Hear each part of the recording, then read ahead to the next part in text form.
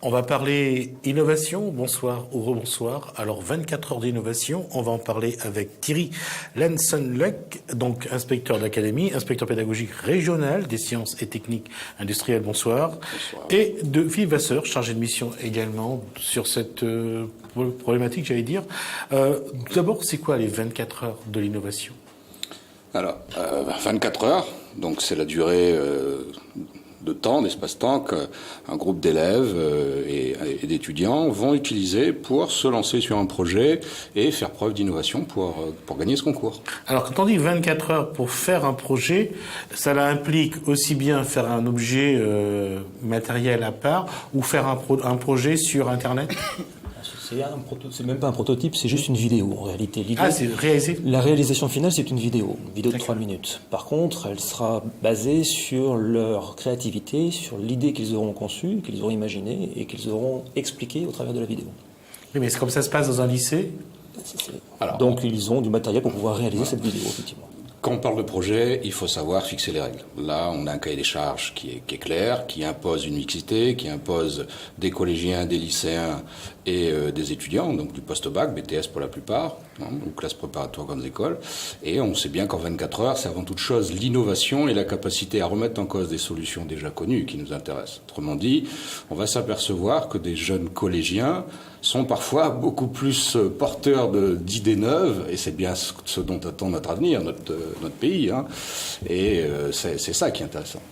Alors, ils ont des thèmes, ils ont des thématiques en tout cas sur les films, sur les 2 minutes 30, 3 minutes, c'est ça ? Alors en réalité, ils ont une liste de sujets, on a 30 sujets, une trentaine de thèmes qui traitent de la voiture sur le canal Vichy qui tombe en panne jusqu'à une maison écologique, ça va vraiment dans tous les domaines.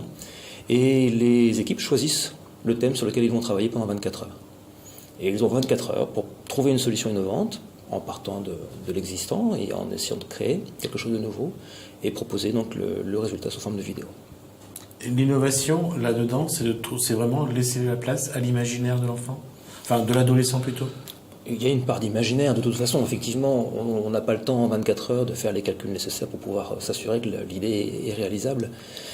Par contre, de toute façon, on est obligé d'imaginer pour pouvoir créer, j'allais dire. L'innovation nous oblige à sortir un petit peu de la boîte. Donc, ce qui est intéressant de voir, c'est que finalement, ceux qui ont le moins de contraintes liées au système éducatif, c'est-à-dire c'est les jeunes collégiens qui souvent ont les idées les plus originales. Le but Alors le but, déjà, merci de nous accueillir, parce qu'on cherche très souvent des temps d'antenne pour montrer que l'école évolue. On fonctionne par projet, on cultive beaucoup plus le collectif que l'individuel. On a des nouvelles séries technologiques. Je pense que les téléspectateurs ont entendu parler de la fameuse STI 2D, Sciences et Technologies Industrielles du Développement Durable. Aujourd'hui, on est en plein sur la réunion qui se pose la question de l'énergie de demain, etc. Donc on voit bien que à travers ce genre de manifestation, on amène notre jeunesse vers leur avenir, où l'énergie, ce sera quand même une denrée intéressante ici. On a du soleil, on a du vent, on pourrait avoir avec le volcan des choses intéressantes à étudier.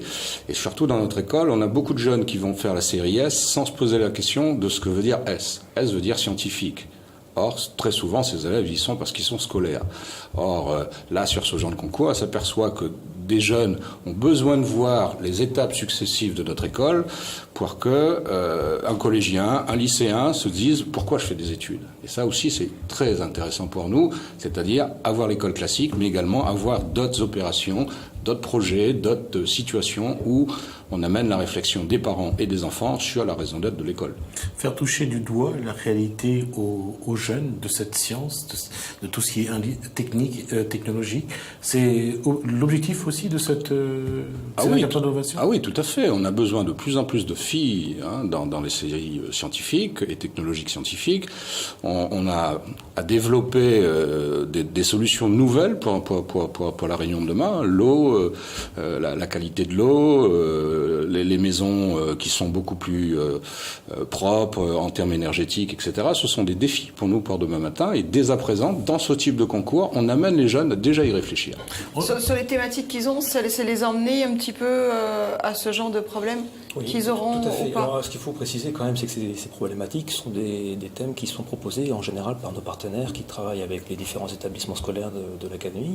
C'est-à-dire qu'on a EDF qui nous soutient énormément et qui nous donne des sujets qui sont liés à la problématique qu'eux rencontrent au quotidien.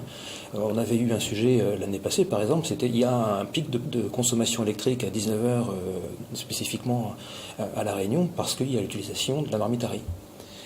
Et à 19h, EDF s'est rendu compte qu'il y avait un énorme pic de consommation. Donc un des sujets, c'était comment faire baisser ce pic de consommation. Mais marmite à riz à 19h. Travailler... Parce qu'ils allument la télé, regardent La Réunion, mais là, c'est pour ça.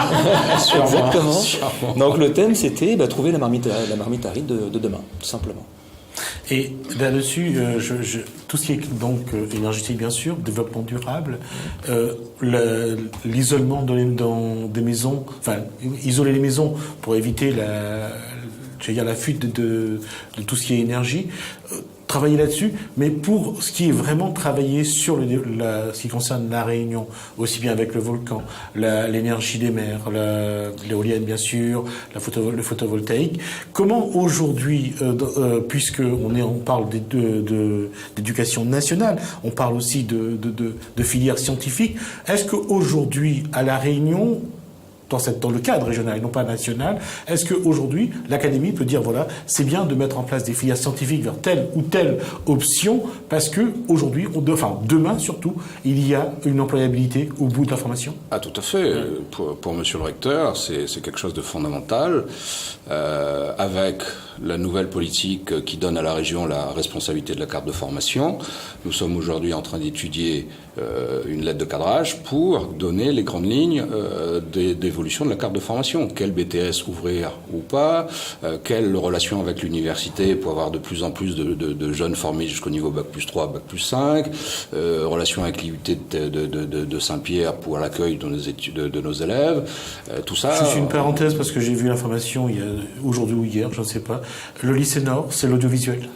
Alors, c'est entre autres l'audiovisuel, mais vu de la région et vu du rectorat, c'est avant toute chose développer des formations dans des registres pointus qui sont favorables au développement de la Réunion. Voilà, c'est le développement durable, c'est l'autonomie énergétique, c'est le numérique, c'est amener nos élèves dans le monde ouvert qu'est Internet, tout ça. On est du doigt à la réalité, on le voit, la 4G c'était officiel depuis l'année dernière, ça continue, on voit que les entreprises, les opérateurs installent de plus en plus les fils, on n'arrête pas d'augmenter le potentiel des réseaux. Aujourd'hui, l'éducation nationale tient compte aussi de ces éléments tout à fait. Vous parliez de Saint-Denis 8 avec l'audiovisuel. Saint-Denis 8 va également proposer un nouveau BTS qui est le système numérique, avec deux options. Une option électronique assez classique qu'on connaît, une deuxième option qui est informatique et réseau, qui est totalement dans ce que vous venez de dire.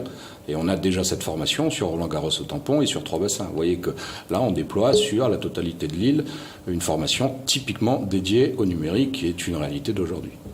Et la question va peut-être vous paraître saugrenue. Le volcan, surtout pour le tourisme, c'est un partenaire essentiel pour le tourisme et le développement de la Réunion. Est-ce qu'un jour, on peut penser qu'il y aura des filières qui travaillent, même aujourd'hui, il y a l'Observatoire du volcan, il y a aussi la Cité du volcan qui y travaille. Est-ce qu'on peut penser qu'il peut y avoir des formations de ce post-bac pour au moins travailler sur ce site? Ah, tout à fait. Il existe déjà à Hawaï et en Nouvelle-Zélande des générateurs électriques basés sur le volcanisme. Pourquoi pas à La Réunion avec l'activité du nôtre. Après, c'est vraiment une globalité de la carte de formation qui importe. Et dans le cas de ce concours, on amène nos jeunes à réfléchir à leur avenir, à se poser la question, je vais à l'école, mais pourquoi ? Voilà, c'est une question forte. Et ces petits courts-métrages, enfin ces petits 2 minutes, 3 minutes qu'ils font, est-ce que ça les motive un petit peu? Oui, Est-ce que vous sentez vraiment On a un comportement qui n'a rien à voir avec celui que l'on peut voir en général dans la salle de classe classique. C'est-à-dire que les professeurs redécouvrent leurs élèves. Ça crée une dynamique, une nouvelle dynamique. Ça crée une dynamique qui n'a pas de mots, je dirais, dans le sens où, effectivement, la première année, pour la petite histoire, la première année, nous faisions ça sans les élèves de collège. Comme on tâtonnait un petit peu, on ne savait pas trop comment les enfants allaient réagir. On a invité un élève de collège. Il se trouve que dans l'équipe, c'est lui qui amenait toutes les idées, et c'est cette équipe qui a gagné. L'année suivante, on a invité des collégiens à venir sur 3 heures, 4 heures, pendant leurs heures de classe, les élèves, le soir même, téléphonaient à leurs parents en leur disant « Maman, viens pas me chercher, je reste toute la nuit ici ». Donc, oui, au fur et à mesure, on construit ça. Et je voulais juste préciser par rapport à la question que vous avez évoquée tout à l'heure, on a une demande forte de la part des entrepreneurs qui, au départ, d'ailleurs, si on fait une manifestation académique aujourd'hui, c'est grâce à une demande de nos partenaires. Initialement, si vous voulez, quand on a mis ça en place au lycée Geoffroy il y a 6 ans, nous étions inscrits à une manifestation internationale qui est gérée par une école d'ingénieurs à Biarritz qui s'appelle l'Estia et à laquelle on a participé, je dirais. Et cette participation a fait que le lycée Geoffroy est arrivé au niveau international 3e. Donc ça a créé une nouvelle dynamique. Voilà. Donc nos partenaires que j'avais invités pour pouvoir nous aider à travailler sur ce projet-là nous ont dit mais maintenant il faut qu'on travaille sur les problématiques locales, sur le plan, et donc on a mis en place cette manifestation académique parce que justement il y avait une demande forte de la part des entreprises qui veulent innover et qui ont besoin de cette jeunesse. Il y a eu des résultats intéressants Alors, oui. Honnêtement. En toute honnêteté, on n'a encore jamais rien développé. On reste dans un cadre assez pédagogique. On a des enfants qui n'ont pas forcément les compétences pour le faire. Ce qui nous intéresse, c'est vraiment de voir leur créativité, leur idée. Et pourquoi la vidéo, du coup? Parce que c'est un moyen de... En fait, ce qui se passe, c'est un moyen de communication qui permet de présenter le travail qui a été réalisé pendant 24 heures de façon courte et succincte. Et pour nous, pédagogues, c'est aussi un outil pour leur permettre d'apprendre à s'exprimer face à une caméra, d'apprendre à synthétiser une information. Et alors, juste pour répondre à la première question que vous avez posée, il y a 2 ans, lors de la finale qui se passait donc le samedi matin, nous avions, parce que le principe est le suivant, vous avez sur chaque établissement une compétition locale, et chaque lauréat de chaque établissement vient à la finale le samedi matin sur le lycée Geoffroy. Et il se trouve que sur les 10 finalistes que nous avions 3 thèmes qui étaient sur le même sujet, qui était la toiture de nos cases créoles, comment utiliser la toiture pour rafraîchir la maison. Et les 3 solutions étaient très différentes. Donc lorsque nous avons vu que les 3 traitaient du même thème, on a invité le président et directeur général de ArcelorMittal à venir participer au jury, parce que ça correspondait un petit peu quand même à son domaine d'activité. Et il nous a avoué que les 3 thèmes qui avaient été présentés correspondaient exactement à ceux que leur laboratoire était en train d'étudier actuellement. Donc, l'idée était là. Maintenant, nous, on n'a pas les moyens de développer. Ce qu'on espère, c'est proposer des idées innovantes. Et si les entreprises ont envie derrière de récupérer l'idée pour la développer, alors tant mieux. Tant mieux. Nous avons d'autres concours, les Olympiades, C'est Génial, Bâticiel, etc. On en a beaucoup d'autres. Et à travers tous ces concours, ce qui nous intéresse, c'est vraiment amener l'élève, le groupe élève. On est vraiment en groupe, on n'est pas en individuel, et ça c'est très important parce que c'est le mode de fonctionnement qu'ils vont retrouver en entreprise. Et ça les projette et ça leur donne confiance en eux. Et c'est ça qui est important, parce qu'on a besoin sur nos jeunes qu'ils s'aiment d'abord pour ensuite se projeter dans une vie future, dans une vie d'adulte, avec un maximum de portes ouvertes. Voilà. Alors moi, ce que je vous propose, c'est qu'on va attendre les résultats et puis on vous recevra là, juste après pour voir un petit peu comment ça s'est passé. On essaiera de discuter avec le vainqueur ou les vainqueurs, voir comment ils ont vécu en tout cas, ces 24 heures d'innovation qui ont commencé ce matin. Et ça se passe cette nuit également 24 heures d'affilée. 24 heures d'affilée, donc jusqu'à demain. Jusqu'à demain, voilà. Et finale des meilleures équipes de chaque groupe lycée, parce qu'on a 10 bassins, enfin 10 pôles. Et les 10 meilleurs viendront au lycée Geoffroy pour la finale académique présenter leurs travaux. Samedi, de quelle heure à quelle heure? De 10h à midi, samedi matin au lycée Geoffroy. D'accord. Le public est invité à ça? Totalement. Tout le monde est bienvenu, effectivement. Vous pouvez même, si cette nuit vous n'avez rien à faire, venir faire un tour dans tous les lycées qui y participent. Vous êtes les bienvenus, ils y sont toute la nuit. En tout cas, merci à vous. Refaites la phrase, mais avec si vous voulez venir voir, ça se arrangerait. Si vous n'avez rien à faire. Je suis désolé, mais on a du boulot, monsieur. En tout cas, ça sera avec plaisir qu'on vous reviendrez. On vous accueillera de nouveau avec les vainqueurs. On représentera, puis on demandera surtout aux jeunes comment ils ont vécu toute ces 24 heures d'innovation et aussi la finale. Avec grand plaisir. D'accord. Merci. Merci à vous. Merci à vous. Merci à vous deux. En tout cas, on vous reverra assez rapidement donc sur ce plateau.